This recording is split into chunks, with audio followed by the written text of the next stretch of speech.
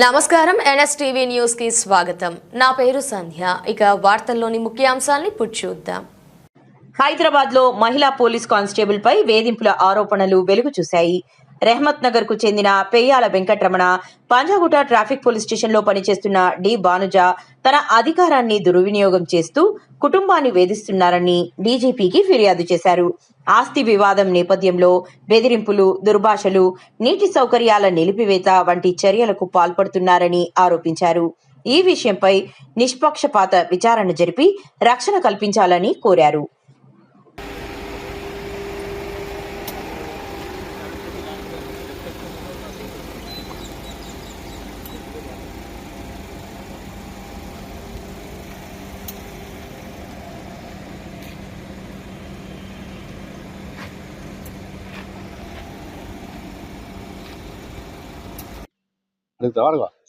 Sir, నా పేరు వెంకటరమణ.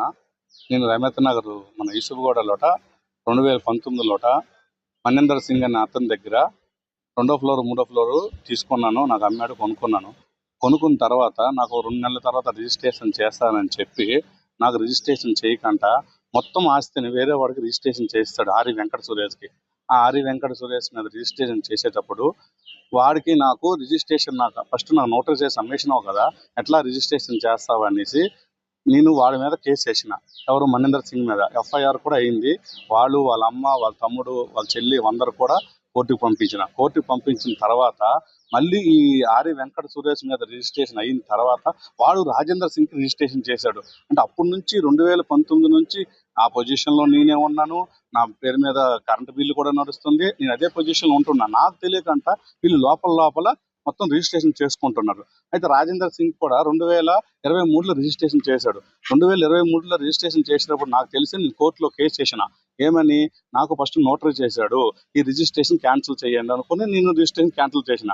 ఆ రిజిస్ట్రేషన్ క్యాన్సిల్ చేశాననేసి మనేందర్ సింగ్ మీద ఆరి వెంకట సురేష్, ఈ రాజేందర్ సింగ్ బ్యాంకు లోన్ కూడా ఇంటికి ఇచ్చాడు. నేను ఇంటి బయట this 2nd floor 3rd floor not for sale అని బోర్డు పెడితే ఆ బోర్డు మీద వాళ్ళ బ్యాంకు లోన్ తీసుకొని ఇస్తే బ్యాంకు కూడా నేను నోటీస్ పంపిస్తే ఆ బ్యాంకు వాళ్ళు ఫోర్స్ చేసి వేరే బ్యాంక్కి వెళ్ళి ఈ డి భానుజ అనే ఆమెకి అమ్మేసినారు.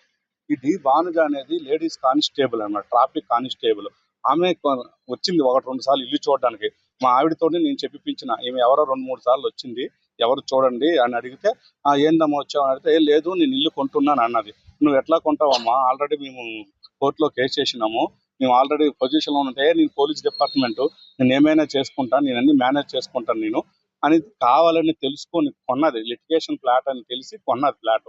లిటిగేషన్ ఫ్లాట్ అని తెలిసిన తర్వాత కొన్ని తర్వాత ఇంటికి వచ్చేటప్పుడు నేను రెంటకుంటున్నా అని చెప్పి పోలీస్ స్టేషన్లో, మధురనగర్ పోలీస్ స్టేషన్లో చెప్పిన తర్వాత ఒక 6 నెలలు అయిపోయిన తర్వాత మొత్తం ప్రాపర్టీ నాదే, నేను సేల్ డీడ్ నా పేరు మీద అయిపోయింది, నేను రిజిస్ట్రేషన్ చేసుకున్నా, నువ్వు మొత్తం ఖాళీ చేసి వెళ్ళిపోవాలని చెప్తుంది. ఈమె కొనక ముందే రాజేందర్ సింగ్ పేరు మీదే నేను కోర్టులో కేసు చేసిన. కోర్టులో కేసు వేసిన తర్వాత ఈమె తెలుసుకొని కొన్నది. కొని కోర్టులో కేసు నడుస్తుండగా కరెంటు మీటర్ల పేర్లు మార్చడము, నల్ల బిల్లు పేర్లు మార్చడము, నా మీటర్ డిస్మెంటల్ చేయమని కంప్లైంట్ కూడా పెట్టింది. నేను అప్పుడు కన్జ్యూమర్ కోర్టుకి వెళ్ళి కన్జ్యూమర్ కోర్టులో నోటీస్ ఇచ్చాను. నా మీటర్ 2019 నుంచి నడుస్తుంది, నా మీటర్ డిస్మెంటల్ చేయకండి అనేసి. ఈ రోజు నాకు ఏ రకంగా హెరేజ్మెంట్ అంటే కిందకి మీదకి వెళ్తూ వస్తుంటాను. ఒక గేట్ ఉంటుంది, గేటుకి తాళాలు వేసేస్తుంది, గేటుకి రాకుండా బైకులు పెడుతుంటుంది. మాకు నీళ్ళు మొత్తం ఒకటే మోటరు, మాకు నీళ్ళు కూడా ఇవ్వదు. ఇద్దరు తల్లి కూతుర్లు, లేడీ కానిస్టేబుల్ అని ఆమె, ఇంకా వాళ్ళ అమ్మగారు ఇద్దరు కూడా నల్ల నీళ్ళు పట్టేసి మాకు పైకి నీళ్ళు రాకుండా చేస్తారు. మా ఇళ్లలోకి దౌర్జన్యంగా వచ్చేస్తుంది. ప్రతి పోలీస్ డ్రెస్ వేసుకొని మా ఇళ్లలోకి వస్తుంటది. ఆల్రెడీ ఈ మీద ఎఫ్ఐఆర్ కాపీ కూడా అయింది. మధురనగర్ సిఐ సార్ ఉన్నారు, మధురనగర్ సిఐ సార్ ఏమో ఆమె మీద ఎఫ్ఐఆర్ కాపీ కూడా బుక్ చేశారు. ఎఫ్ఐఆర్ కాపీ బుక్ చేసి నుంచి మరీ ఎక్కువ రెచ్చిపోయి మళ్ళీ ఆమె కావాలని మాకు చాలా ఇబ్బందులు పెడుతుంది సార్. మాకు ఏ రకంగా అంటే అనకూడదు కానీ మేము కన్ను రెప్ప మూసి పడుకున్న రోజులు లేవు. రోజుకు ఒక టార్చరు, ఒక రోజు నీళ్ళు గొడవ, ఒక రోజు గేటు గొడవ, ఒక రోజు మొత్తం ఉంటుంది. లేడీస్ ఏమంటే నేను లేడీస్ రా పోలీస్ డిపార్ట్మెంట్ అనుకోని మా ఏఈ గారికి ఎవరితోనో ఫోన్ చేయించి మినిస్టర్ పి అని ఆమెకి వెంటనే వాడు పాత ఎవడైతే నోటరీ మీద ఉన్నాడో ఆ నోటరీ మీటర్ కట్ చేయండి అనేసి బెదిరిస్తుంది వాళ్ళకి. వాళ్ళు నాకు ఫోన్ చేసి కన్జ్యూమర్ కోర్టులో ఆల్రెడీ వాళ్ళకి ఫేవర్గా సపోర్ట్ వచ్చిందమ్మా, నువ్వు ఏ రకంగా మేము మీటర్ కోర్టులో కేసు నడుస్తుంది కాబట్టి కొత్త మీటర్ ఏమో పాత మీటర్ కూడా డిస్మాంటిల్ చేయమని చెప్పారు. అయితే ఆమె దానికి పట్టుకొని వేరే వాళ్ళతో అతను బెదిరించుకుని చేస్తుంది. మాకు కూడా అనకూడదు, నిద్ర లేని రాత్రులు చేస్తుంది సార్. మేము ఆ ఇల్లు కొన్నాము 2019 నుంచి. ఫస్ట్ ఆ సర్దార్జీ గారు ఉన్నాడు, సర్దార్జీ గారు మాకు అమ్మేసిన తర్వాత వేరే వాళ్ళకి అమ్మేసినాడు. వేరే వాళ్ళకి అమ్మేస్తే వాళ్ళు రాలేదు పొజిషన్లోకి, మళ్ళీ వేరే వాళ్ళకి అమ్మేసినాడు, వాడు కూడా పొజిషన్లో రాలేదు. అంటే నేను నా ఇంట్లో ఉంటుండగానే వాళ్ళు కావాలనుకుని వేరే లోపల రిజిస్ట్రేషన్ చేసుకుంటాండ్రు. అయినా సరే ఎవరు కూడా పొజిషన్లో రాలేదు. ఈమెకి తెలుసు లిటిగేషన్ ఫ్లాట్ అని తెలుసు. లిటిగేషన్ ఫ్లాట్ అని తెలుసుకొని పోలీస్ డిపార్ట్మెంట్ పోలీసు రూపాయలు చూపించుకొని తీసుకొని మాకు, నా భార్యకి, మా రెంటల్స్ వాళ్ళకు కూడా సతాయించుకొని ఇబ్బంది. అంటే మేము అయితే చాలా ఇబ్బంది పడుతున్నాము. నేను దీని గురించి పై ఆఫీసుల దగ్గరికి వెళ్ళినా, జాయింట్ సిపి సార్ దగ్గరికి వెళ్ళినా, సిపి సార్ దగ్గరికి వెళ్ళినా, డీజీపీ సార్కి స్పెషల్గా మెయిల్ కూడా పెట్టా, ప్రజావాణిలో వెళ్ళినా. ప్రజావాణిలోకి వెళ్ళి ఏమైనా ఏసీపీ సార్ కూడా వచ్చింది, బంజారాహిల్స్ ఏసీపీ సార్కి. ఇంతమంది పై ఆఫీసర్లకు వెళ్ళినా సరే నాకు ఎటువంటి న్యాయం జరగలేదు సార్. ఇప్పుడు ఈ రకంగా నేను ఎందుకు ఉమెన్ రైట్స్కి ఈరోజు వచ్చాను, ఉమెన్ రైట్స్ దగ్గరికి వచ్చానంటే ఎక్కడైనా నాకు న్యాయం జరుగుతుంది అనుకుని వచ్చినాను సార్. నేను కాలు చేతులు అరిగిపోయినట్టుగా పై ఆఫీస్ అందరూ చుట్టూ తిరిగాను. డీజీపీ సార్ కూడా కలిసి నా కంప్లైంట్ ఇస్తామంటే నాకు కలవనవ్వలేదు. స్పెషల్గా మెయిల్ పెట్టాను, మెయిల్ పెట్టినా సార్ రెస్పాన్స్ అవ్వలేదు. జాయింట్ సిపి సార్ 2 దగ్గరికి వెళ్తే 2 సార్లు కూడా ఆమె పిలిపించేసి వార్నింగ్ ఇచ్చారు. ఏమని, ఇల్లు నీదా ఆదా ఆమెది అనేది కోర్టు క్లియర్ చేస్తుంది, నువ్వు ఆమెకి హెరాస్మెంట్ చేయకు, నువ్వు అతను టార్చర్ పెట్టకంటే సరే నేను టార్చర్ చేయను అనేసి వాళ్ళ దగ్గర ఎన్యాయం ఒప్పుకుంటుంది. మళ్ళీ ఇంటికి వచ్చేసి రుబాబు చేస్తుంటారు మా మీద.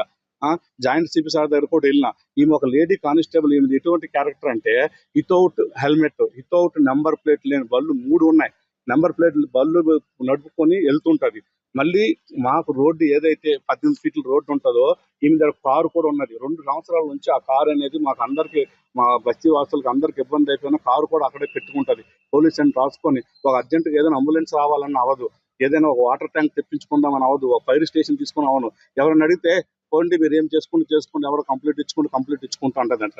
ఈ బుద్ధి ఎటువంటిదంటే సార్, కనీసం ఒక పోలీస్ కానిస్టేబుల్ అయ్యింది, ట్రాఫిక్ కానిస్టేబుల్ అయ్యింది కూడా వితౌట్ నెంబర్ ప్లేట్ లేకుంటే ఏ రకంగా బళ్ళు నడుపుతారు సార్? అంతే పోలీసులకు ఒక న్యాయం, మాకు ఒక న్యాయమా? ఇప్పుడు నోటరీ అంటున్నారు.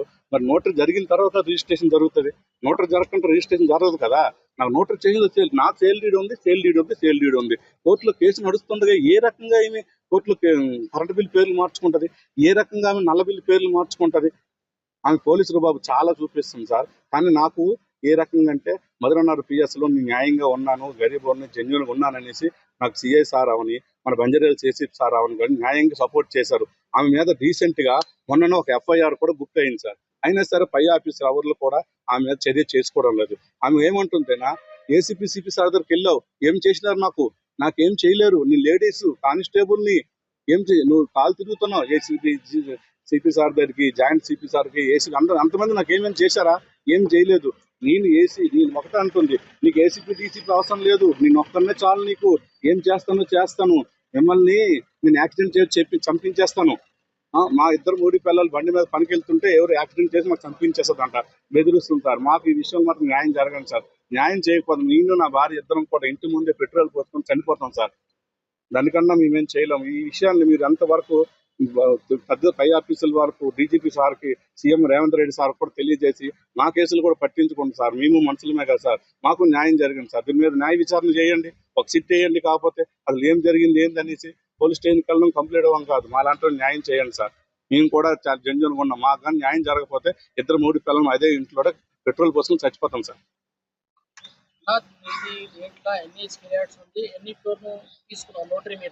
అది 52 స్క్వేర్ యార్డ్ సార్. అందులో సెకండ్ ఫ్లోర్, థర్డ్ ఫ్లోర్ నేను తీసుకున్నాను. నాకు 26 గజాలు ల్యాండ్ షేర్ ఉంది సార్. నాకు మొత్తం టోటల్ మీద 26 గజాలు land share, second floor, third floor తీసుకున్నాను. నాకు అమ్మాడు, నోటరీ చేసి నాకు అమ్మాడు.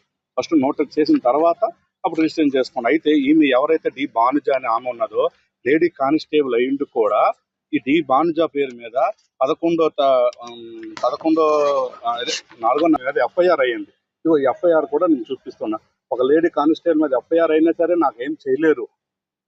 నువ్వు జాయింట్ సిపి సార్ దగ్గరికి చూపించి నేను చేయలేరు అనేసి ఆమె మమ్మల్ని చాలా ఎఫ్ఐఆర్ అయిన నుంచి ఆమె ఎక్కువ టార్చర్ చేస్తుంది సార్. మాకు హెరాస్మెంట్ మొత్తం బిల్డింగ్ మొత్తం నాది అంటుంది అనమాట.